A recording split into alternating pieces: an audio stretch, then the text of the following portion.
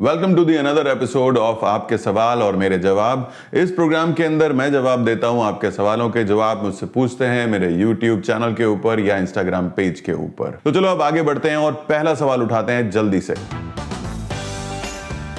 पहला सवाल पूछा है विश्वजीत ने। विश्वजीत पूछ रहे हैं, sir I have a question regarding advertising photography. My question is how many megapixel required on DSLR mirrorless camera for advertising big prints like hoarding, banner etcetera. Vishwajeet, बहुत ही इंटरेस्टिंग सवाल है आपका। मैं चाहता था कोई मुझसे मेगापिक्सल्स के बारे में बात करे। तो आप एडवर्टाइजिंग फोटोग्राफी को दो पार्ट्स में डिवाइड कर लीजिए। सबसे पहले तो एक वो जहां पर कि आपको आउटडोर में होर्डिंग्स चाहिए और दूसरा वो जहां पर आपको इंडोर प्रिंट्स चाहिए। जो इंडोर प्रिंट्स होते हैं उनको आप काफी ज्यादा क्लोज खड़े होकर के देखते हैं तो वहां पे डिटेल्स बहुत ज्यादा मैटर करती है। वहीं जो आउटडोर प्रिंट्स होते हैं उनको आप काफी दूर से देखते हैं तो वहां पर डिटेल्स इतनी ज्यादा मैटर नहीं करती। अब जहां तक बात है मेगापिक्सल्स की, तो जो इंडोर प्रिंट्स चाहिए आपको उनके लिए आपको हायर मेगापिक्सल चाहिए होगा और वहीं जो आउटडोर प्रिंट्स हैं वहां पर आप 10-15 मेगापिक्सल से भी बहुत ही बड़े साइज के प्रिंट निकाल सकते हैं। मैंने जब करियर की शुरुआत की थी उस वक्त मेरे पास में कैनन 400D था जिसका रेजोल्यूशन कोई 10-11 मेगापिक्सल के आसपास रहा होगा और उससे भी 10 बाय 20 फीट तक के प्रिंट्स हुए हैं जो कि मॉल्स के ऊपर आउटडोर होर्डिंग की तरह से यूज हुए हैं। लेकिन अगर आप इंडोर में जाते हैं जहां पर कि आप बहुत क्लोजली खड़े होकर के एक एक डिटेल को देखते हैं तो वहां पर आपके पास में मेगापिक्सल तो हायर होना ही चाहिए, साथ ही साथ जो सेंसर है उसकी क्वालिटी बहुत इंपॉर्टेंट है। तो ज्यादातर एडवर्टाइजिंग के जो शूट होते हैं वो शूट मीडियम फॉर्मेट कैमरास के ऊपर होते हैं, लेकिन अगर मीडियम फॉर्मेट कैमरा को हम यूज नहीं करते हैं तो उसके बाद में हम यूज करते हैं हायर मेगापिक्सल्स कैमरा। पहले मैं अपने सारे एडवर्टाइजिंग शूट हेजलब्लेड पे किया करता था, लेकिन जब से मेरे पास निकॉन का Z7 II आया है तब से मैं हेजलब्लेड को हाथ भी नहीं लगाता हूं क्योंकि काफी स्लो कैमरा है वो। और मैं अब सारे अपने एडवर्टाइजिंग शूट्स निकॉन के Z7 II के ऊपर करता हूं क्योंकि उसकी जो सेंसर क्वालिटी है बहुत अमेजिंग है, उसका रेजोल्यूशन बहुत अच्छा है और साथ ही साथ डायनेमिक रेंज जो कि बहुत इंपॉर्टेंट है वो निकॉन Z7 II के अंदर बहुत अच्छी है। सो अगर आपके पास में एक अच्छा फुल फ्रेम सेंसर कैमरा है जिसकी डायनेमिक रेंज अच्छी हो तो फर्क नहीं पड़ता कि आप कितने मेगापिक्सल के ऊपर शूट कर रहे हैं, पर हां मेगापिक्सल्स 25 मेगापिक्सल से अबव होने चाहिए। 25 मेगापिक्सल तक के प्रिंट्स को आप इंडोर एडवर्टाइजिंग में यूज नहीं कर सकते।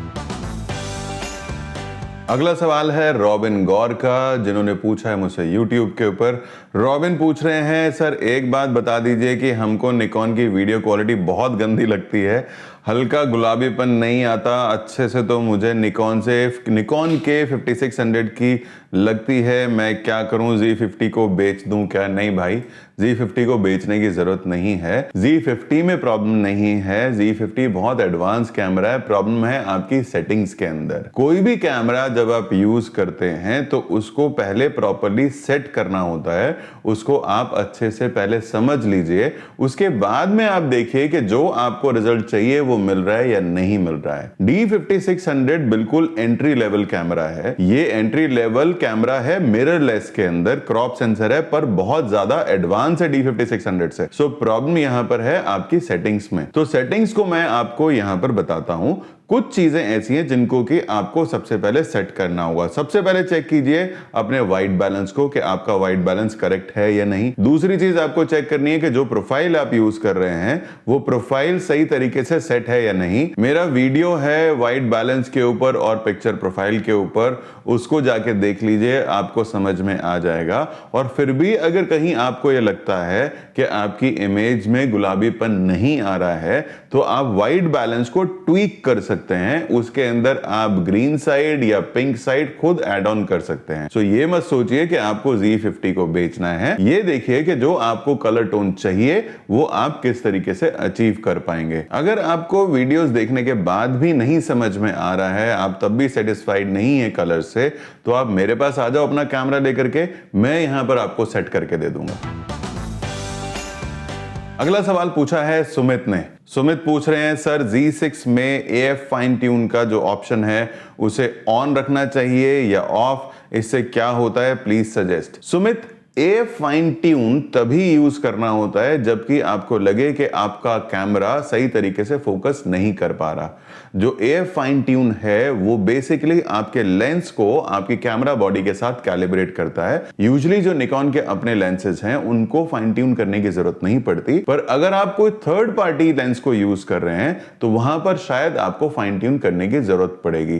तो जहां तक बात है इसको ऑफ रखना है या ऑन रखना है, बाय डिफॉल्ट ये ऑफ ही होगा अनटिल अनलेस के आप फाइन ट्यून करें। सो आप जो भी लेंस यूज कर रहे हैं, अगर आपको लगता है कि उसका फोकस थोड़ा सा आउट है तो उसको जाकर आप फाइन ट्यून कर लीजिए, पर निकॉन के अपने लेंसेज के साथ में ऐसा करने की कोई जरूरत नहीं है।